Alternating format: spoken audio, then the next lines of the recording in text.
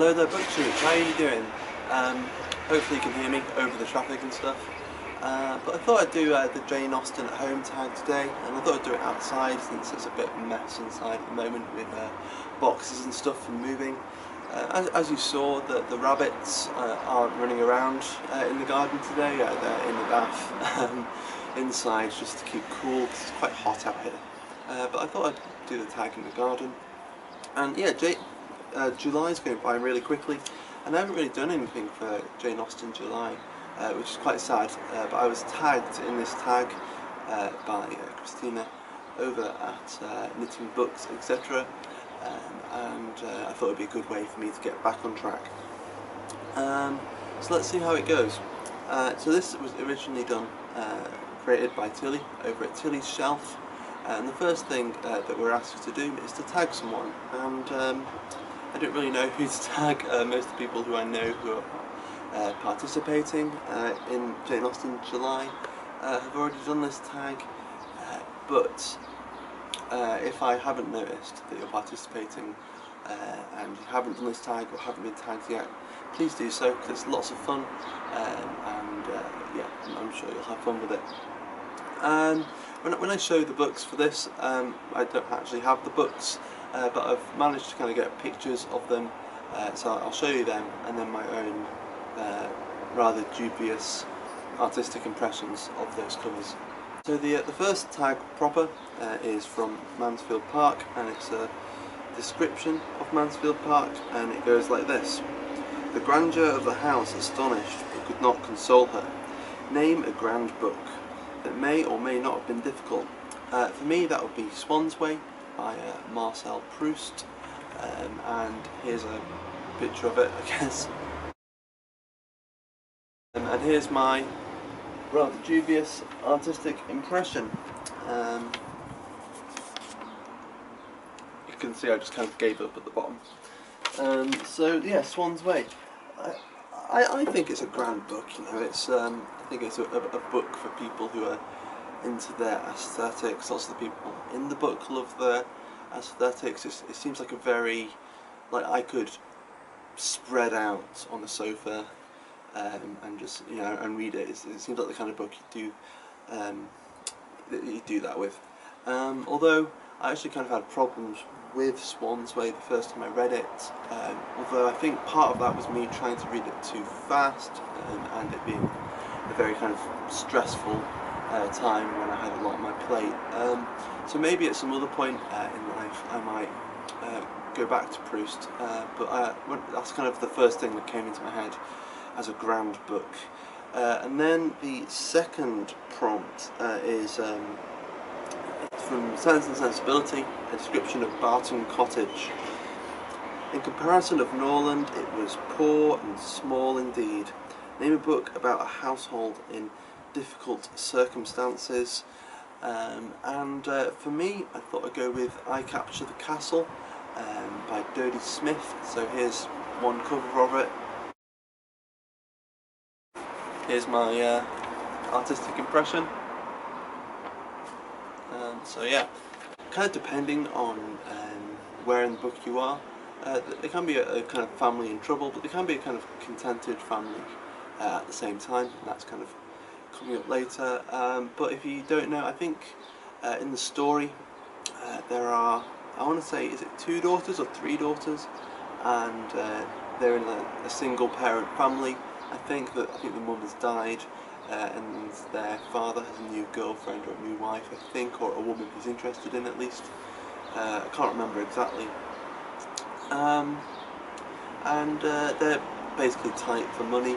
They're living in this old castle, which is kind of falling down, and they've sold loads of their furniture to stay afloat, and stuff like that. And it's just about how they move on from that, really. And it's a really fun, heartwarming book, at least in my opinion. So the third prompt is from Emma, and it's a description of Hartfield. "I believe few married women are half as much mistress of their husband's house as I am of Hartfield. Name a book that you feel you are entirely the mistress or master of." Yeah, for me, I think it would be Utopia by Thomas More. So here's a picture. I actually forgot to do an artistic representation of this, so sorry. Yeah, I'm reluctant to say that I'm the master of this book. You know, I don't have it all figured out, but it's a book that I think about a lot. I've read it quite a few times, and I've written about a lot when I was a student. And yeah, it's kind of a book that I use as a way of understanding other books as well, particularly books that are about utopias or dystopias and things like that. Number 4 is Fullerton in Northanger Abbey. Now, there was nothing so charming to her imagination as the unpretending comfort of a well-connected personage, something like Fullerton.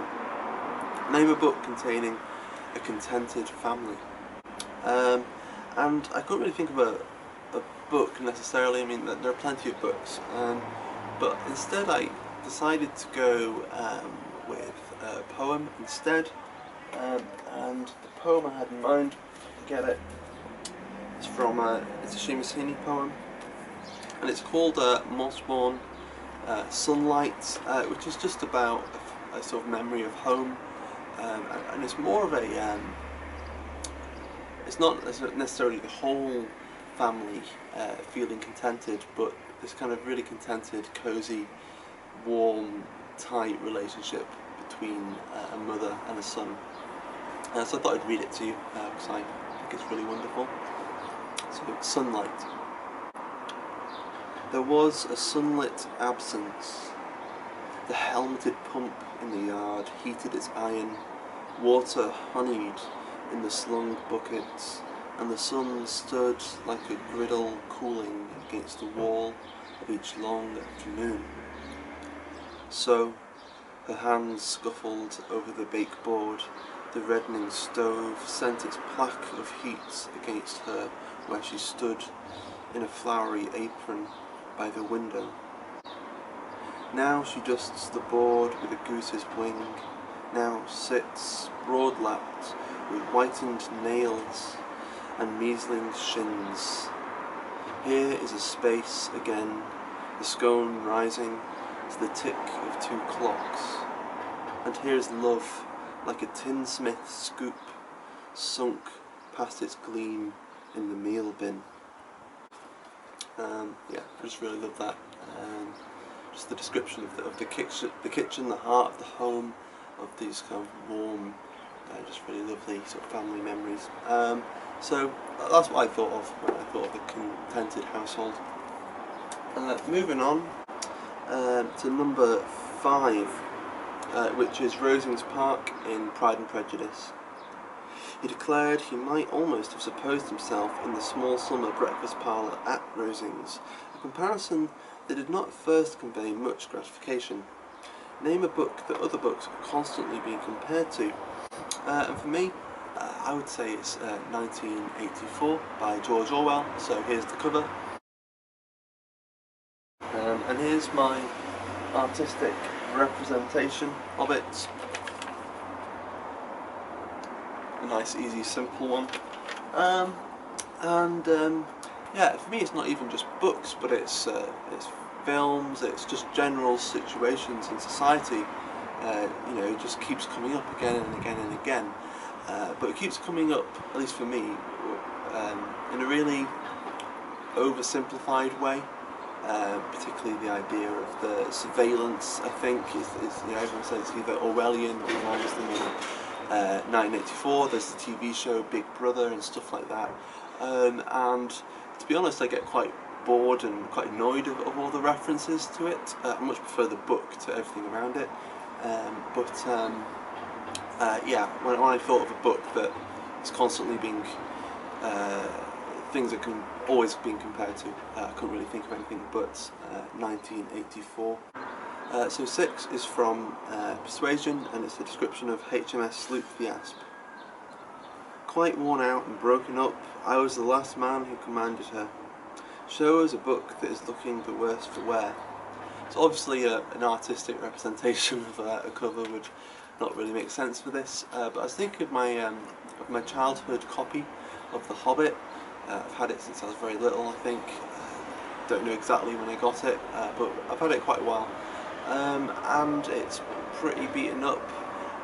But when I was filming the library tours that I've been doing, it came up. So here are some kind of pictures from when I was filming that. So I guess most of the damage is to the dust sheet, dust cover, whatever you call it.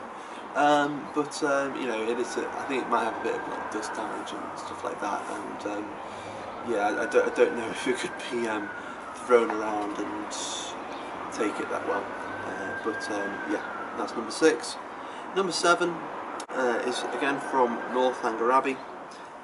It's Northanger Abbey itself.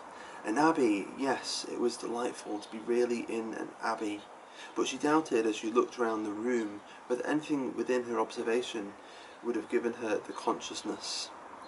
Name a book that wasn't as creepy or dramatic as you thought it would be. And for me that would be The Strange Case of Dr. Jekyll and Mr. Hyde by Robert Louis Stevenson. So here's a cover. And here is my really weird representation of that. Yeah, to be honest, yeah, I just didn't really find it that's well, I mean, it is strange, but it didn't really chill me to the bone or anything. It didn't excite me or anything like that. So yeah, I was a little underwhelmed, to be honest, with Jekyll and Hyde, even though it's such an iconic book. Anyway, and then number 8, oh, there's a fly there. Number 8 is Portsmouth in Mansfield Park. The smallness of the houses and thinness of the walls brought everything so close to her, added to the fatigue of her journey and all her recent agitation. She hardly knew how to bear it. Name a book that disappointed you when you revisited it. And for me, that would be Dracula by Bram Stoker. So here's a cover. Here's my dubious artistic representation. And I really love Dracula. I think it's a really good book. I was really arrested and really, yeah, I don't know, just going along with the ride. It's one of those books I couldn't put down when I was reading it for the first time. Whereas the second time round, once I kind of knew what happened, it was, I don't know, it just kind of bored me. It kind of was more of a drag the second time round for some reason, at least for me. We'll see, it might have just been where I was at that point maybe. Yeah, I think part of the excitement for me the first time around reading it was because, you know, Dracula is so iconic as a figure. It's probably more iconic for the films and things like that. So I was kind of excited to see the differences, and rather, you know, quite big differences between the book and the many films. And I much prefer the book to the films, I think. But the second time I read it, it was a bit of a disappointment. Which isn't the same for Frankenstein, which, you know, again, the book is very different to the film. But the second time I read that, I just couldn't get enough of it really, and I was getting so much out of the second reading that I had totally missed the first time round. And I hope that'll be the same again when I read it again. I still love both of them, prefer Frankenstein, and I found my revisiting of Dracula a little disappointing. And then number 9 is from Kellynch Hall in Persuasion. Principal seat, Kellynch Hall, in the county of Somerset. Name a book from your ancestral home. My family doesn't really have an ancestral home. We're sort of from all over the place when you kind of go back. You know, the last few generations of my family have all lived in sort of the Stockport area, so it's not too far from Manchester. And when I lived there, we moved when I was about 5, but you know, when I was living there, my early memories are of where we lived, a town called Hyde in the sort of Greater Manchester area, and that whole area is kind of really, it's kind of a boundary between, you know, Manchester, Cheshire and Stockport, and Yorkshire and Derbyshire. You know, it's really easy to get to all these places. So when I thought of somewhere from that area where the last few generations of my family have lived, or at least most of them, I thought of the poet Simon Armitage, who isn't really from that area. He's from just north of there, in Marsden in Yorkshire. But he before he gave up his full-time job as a poet, to be a poet, he worked full-time in Greater Manchester as a probation officer, and so I quite like particularly some of his early poems, because they have some of that sort of dirty underbelly of things going on in that area where my family's from. And the first poem in his selected poems, called Snow Joke, actually mentions Hyde somewhere in the second line there, if you can see it, which is where I used to live. And then the last proper sort of prompt here is Pemberley in Pride and Prejudice. They had now entered a beautiful walk by the side of the water, and every step was bringing forward a nobler fall of ground. Name a book that you are ready to dive into. With it being Jane Austen July, and I've just started Sense and Sensibility for that. It's got some dust or rabbit hair or something on it. I've only just started it, but I'm really excited to get further into it.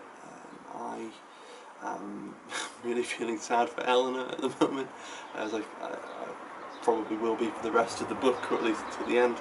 Yeah, I'm really excited to get further into Sense and Sensibility, and I have a few that have like a pile of books that I'm not packing, just so I have stuff to read during the move, and a selection of things to read.